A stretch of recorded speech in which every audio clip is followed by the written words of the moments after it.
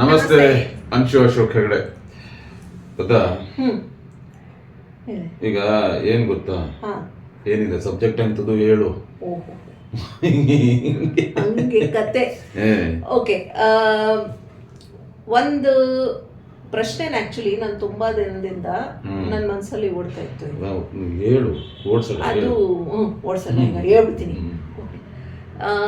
Thing is, certain time ಏನಾಗತ್ತಂತಂದ್ರೆ, ಒಂದು argument ಆದಾಗ both of us think that both of us are right. ಕರೆಕ್ಟಾ?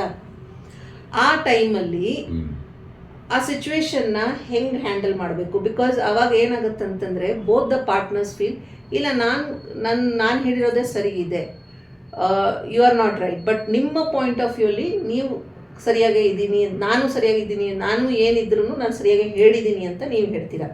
So ಆ ಒಂದು ಪರ್ಟಿಕ್ಯುಲರ್ ಟೈಮ್ ಬಂದಾಗ ಏನಾಗುತ್ತೆ ಅಂದರೆ, ಅದು ಆರ್ಗ್ಯುಮೆಂಟ್ ಬೆಳೀತಾ ಹೋಗುತ್ತೆ and it turns to fight. So how to avoid that? ಅದನ್ನೇ ನಾನು ಕೇಳೋದು. ಔಟು ಇದು ಏನಂದ್ರೆ, ನೀನು ಹೇಳ್ತೆ, ನೀನು ಮಾತಾಡೋಕ್ಕಿದ್ರೆ ಅಥವಾ ವಾದ ಮಾಡೋಕ್ಕಿದ್ರೆ ನಾನು ಮಾಡಿದ್ದೆ ಸರಿ, ನಾನು ಅಷ್ಟೇ ನಂದೇ ಸರಿ ಅಂತ ಇದು ಜಗಳ ಪೀಕಿಗೆ ಹೋದಾದ್ಮೇಲೆ ಅದೇನೇನಾಗ್ತಾ. ಬಟ್ ಇಷ್ಟೇ ಆಗೋದು, ಅದನ್ನು ನಾವು ಕಂಟ್ರೋಲ್ ಮಾಡ್ಕೊಳ್ಳದೆ ಹೋದ್ರೆ ಹಾಳಾಗೋದು ನಮ್ಮ ಸಂಸಾರ. ಕರೆಕ್ಟು. ನನಗೆ ಅದನ್ನ ಹೆಂಗ್ ಅವಾಯ್ಡ್ ಮಾಡೋದು ನೋಡು.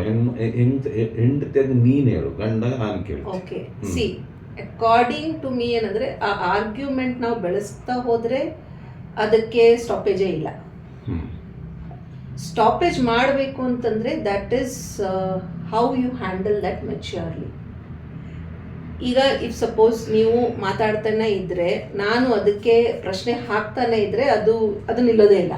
ಓಕೆ, ಈಗ one of the person have to sit, hear out and then take the things to the solution level. ನಾನು ಕೆಲವೊಂದು ಸಾರಿ ಮೌನ ಇರ್ತಲ್ಲ, ಅದು ದೊಡ್ಡ ಆಯುಧ. ಮೌನ ಅಂತ ತಕ್ಷಣ ಅವನು ಸೋತಾಗಿತ್ತನ್ನೋದಲ್ಲ, ಮೌನದಷ್ಟು ದೊಡ್ಡ ಶಸ್ತ್ರ ಇನ್ನೊಂದಿಲ್ಲ. ಈಗ ಉದಾಹರಣೆಗೆ ನೀನೇ ಏನೋ ಇದು ಮಾಡ್ತಾ ಇದ್ದೆ ಅಥವಾ ನಾನೇ ಕೂಗಾಡ್ತಾ ಇದ್ದೆ ಅಂದಾಗ ಮತ್ತೆ ನೀನು ಮಾತಾಡ್ತಾ ಹೋದಾಗ ಅದು ಬೆಳೀತು. ಸೊ ಒಂದಷ್ಟು ಮೌನವಾಗಿ ಕೂತ್ಕೊಂಡು, ಪಾಪ ಅವಳೇನೋ ಮಾತಾಡ್ತಾ ಇತ್ತು, ಅವನೇನೋ ಮಾತಾಡ್ತಾ ಇದ್ದೆ, ಕೇಳಿಸ್ಕೊಂಡು ಅಕಸ್ಮಾತ್ ತಪ್ಪಿದ್ರೆ ಬಾ ಕೂತ್ಕೋ.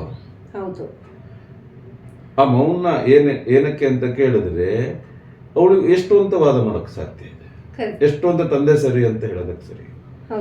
ಆ ಟೈಮ್ನಲ್ಲಿ ಯೋಚನೆ ಮಾಡು, ಪಾಪ ಇವಳು ಯಾಕೆ ಇಷ್ಟೊಂದು ಮಾತಾಡ್ತಾ ಇದ್ದಾಳೆ, ಏನು ಅಂತಂದ್ರೆ ಇಲ್ಲಿ ಮ್ಯಾಚುರಿಟಿನ ಪ್ರದರ್ಶನ ಮಾಡು, ನಮ್ಮ ಸಂಸಾರ ಉಳಿಯೋದಕ್ಕೆ. Very true. ನೆಕ್ಸ್ಟ್, ಸೊ ಇದು it's not only about husband and wife relationship. ಈಗ ಎಲ್ಲ ವಿಷಯದಲ್ಲೂ ಉದಾಹರಣೆ ನಮ್ಮಲ್ಲಿ ತಗೊಳ್ಳೋದಷ್ಟೇ, ಇನ್ನು ಜನರಲ್ ಕೂಡ in general, see, there would be certain times when you are discussing something, whether it is at your workplace or with a friend or with a colleague, anyone for that matter. In your point of view you are right, in their point of view they are right. But ಏನಾಗುತ್ತೆ ಅಂದರೆ, ಇಲ್ಲ ನಾನು ಯಾಕೆ step back ತಗೋಬೇಕು, ನಾನು ನನ್ನ ಇದರಲ್ಲೇ ನಿಲ್ತೀನಿ, ಇನ್ನೊಬ್ರು ಹಾಗೆ ಅನ್ಕೋತಾರೆ. ಬಟ್ ಆವಾಗ ಏನಾಗುತ್ತೆ ಅಂತಂದರೆ, there is no solution to it.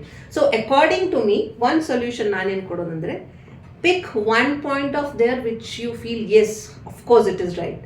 The opposite person should pick another point which they feel as, ಇವ್ರು ಮಾತಾಡೋದ್ರಲ್ಲಿ ಇದಿದೆ. ಸೊ ಅದು when you keep that both points together, ಅದರಲ್ಲಿ ಏನಾದರೂ ಒಂದು ಸೊಲ್ಯೂಷನ್ ಸಿಗುತ್ತೆ. So that is the remedy when it comes to argument in one kind of situation where you feel you both are right. Pick the most valuable point of each other and come to a conclusion. ಕರೆಕ್ಟಾ? Correct. Okay, so what's your opinion on it? Do let us know. Namaste.